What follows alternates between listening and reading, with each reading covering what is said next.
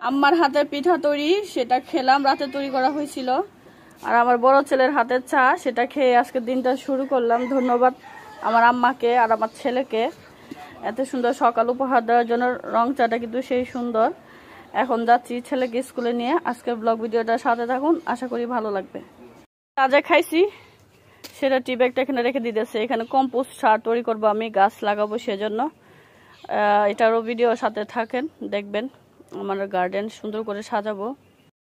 মা ছেলে স্কুলে যাচ্ছি, চতুর্দিকে সবুজ আর সবুজ। আর ওই যে দেখেন পিছনে আমার আম্মা আর আমার দুই ছেলে আসতেছে স্কুল থেকে। ওরা আসতেছে আর আমরা যাবো। আর আমরা এই পাশ দিয়ে যাই। কেমন কে লাগলো বাবা তোমার আজকে দিনটা, স্কুল টাইমটা? ভালো ছিল। আব্দুল, আগে বলছি তুমি এই পাশে আসো। আমার মা জননীর মনটা ভালো নাকি? তা মুখটা কালো রাখছো করে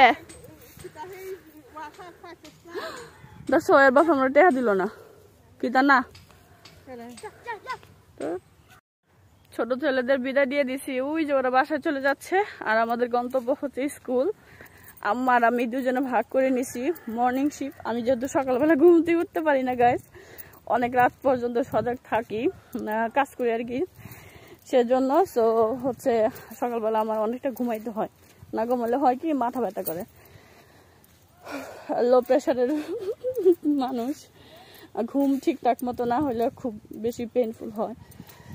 তো আম্মা চলে গেছে, এখন আমি আমার ছেলেকে নিয়ে যাচ্ছি।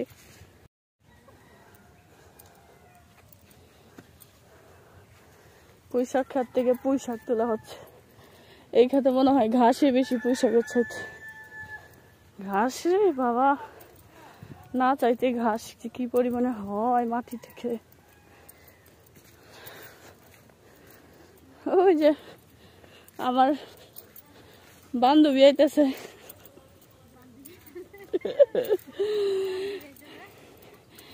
এছাড়া মুখের কথা একদিন আর শুনলাম না, এই আফসোস মনে মনে লাগবো। আমি ভিডিও করতেছি স্যার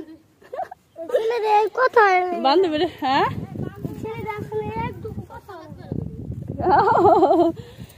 বান্ধবী ভিডিও যদি ভাইরাল হয় বান্ধবীরা খাও মনে। গাইস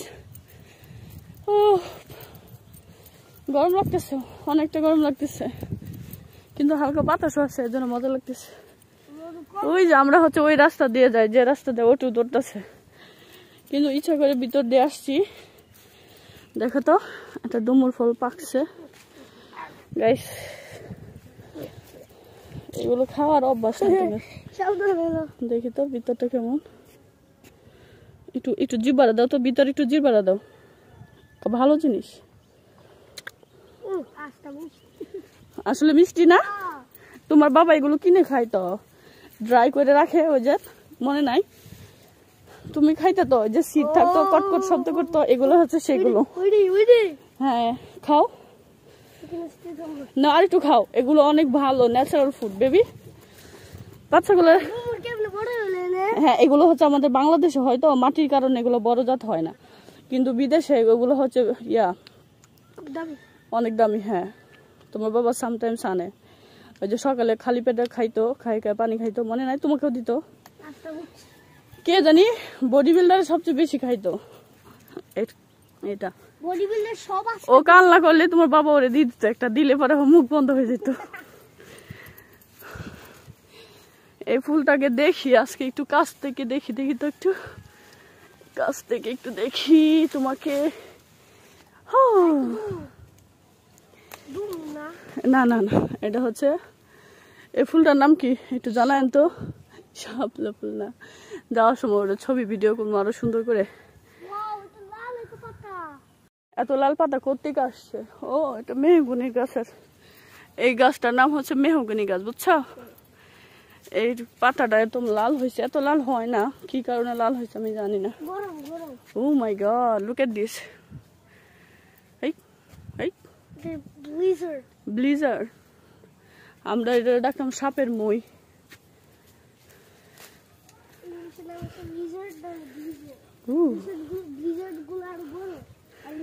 ওইখান থেকে একটা নাও, এই ছেলে এখান থেকে একটা নিয়ে খাও, একটা নিয়ে খাও। খাও বেটা, আহমদুল্লাহ খায়, এটা ভালো। তোমার ব্যাগের চেইন খোলাকে। বন্ধুরা, নদীর ধারে বসে আছি আম্মার অপেক্ষায়। আমি, আম্মা আর তারপরে প্রতিবেশী কয়েকজন মিলে এদিকে হাঁটতে আসছিলাম। আয়সা দেখে এখানে এত সুন্দর সুন্দর ছোট ছোট ডাঁটা শাক তুলতেছে। তো আসার সময় তো টাকা নিয়ে আসি না, এর জন্য আম্মার বলছে আমার তাড়াতাড়ি বাসায় যাও, গিয়া টাকা নিয়ে আসো, আমি এই ডাঁটা শাক নিব, ডাঁটা শাক রান্না করবা, খাবো।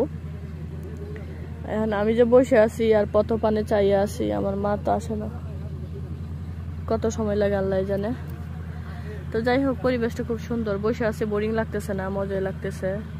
সামনে দিয়ে একটু পর পর নৌকা যাইতেছে, তারপরে নদীর স্রোত আছে নদীতে, ওই পাশে একজন নৌকা দিয়ে মাছ ধরতেছে, দেখেন গাইস।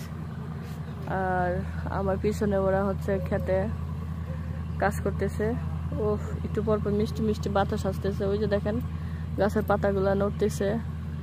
তো নদীর পাড় থেকে বা পুকুর থেকে যে পানির উপর দিয়ে যে বাতাসটা আসে, ওই বাতাসের যে মিষ্টতা, যে শীতলতা, তার মানে কি বলবো, খুবই ভালো লাগতেছে। ঠিক আছে, আমার পাশে আছে আমার ছোট্ট বাবা। হ্যালো বাবা, হ্যালো বলে দাও। হ্যালো। তুমি কি করছো এখানে বসে? কিছুই করছি না, অপেক্ষা করছি, অপেক্ষা করছি, অপেক্ষা। এগুলো সব আমাদের 30 টাকা শাক দেন। টাকা আইতেছে হাইটা হাইটা, আমার পাঠাইছি টাকার জন্য, টাকা আসতেছে আমার 30 টাকা। আপনি কি সবই তুলে ছোট বড়? এই আটি কি 10 টিকে নাকি 20 টিকে? আমি নিজের হাতে একটু তুলি, আমি একটু ভিডিও করবো, অপেক্ষা করতেছি। বিসমিল্লাহ।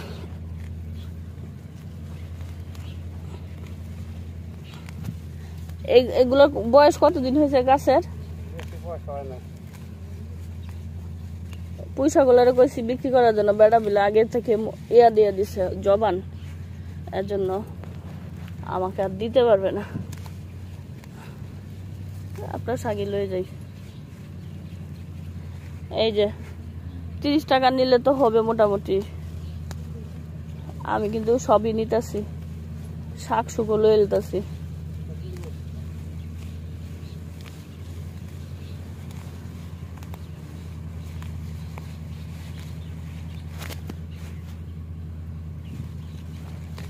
নিজের হাতে খুবই কোমল, বাপরে, ধরার আগে হাতে চলে আসতেছে।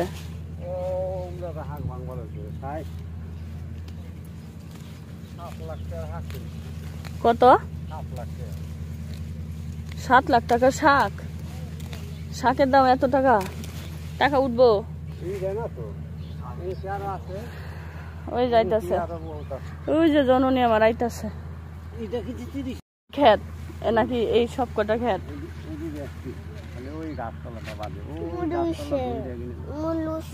আচ্ছা, এটা যে গিটি দিব, দেখবা, দেখো কি করে আঙ্কেলে, দেখো কি করে।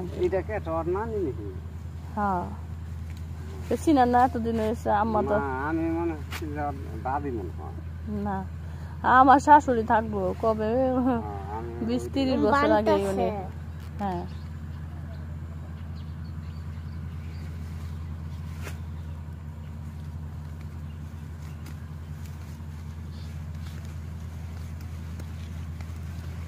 কই আম্মা আইসো? আইতাছে স্পেশাল ভাবে, বাহিনী লয়ে আছে, বাহিনীর ঘুম পাড়ায় রেখে আসলাম।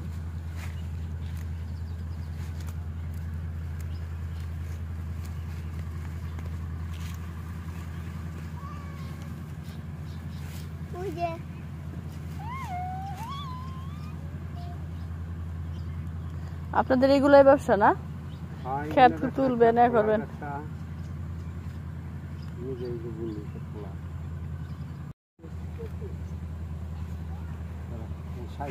ক্ষেত থেকে যে শাক আনছি, ক্ষেতের শাক, নামমাত্র টাকা দিয়ে আনছি, সেই শাক এখন মহাযোগ্য। দেখেন শাকগুলো কিন্তু খুবই ফ্রেশ, খুবই মজাও লাগবে। আই হোপ খুবই কচি আর কি।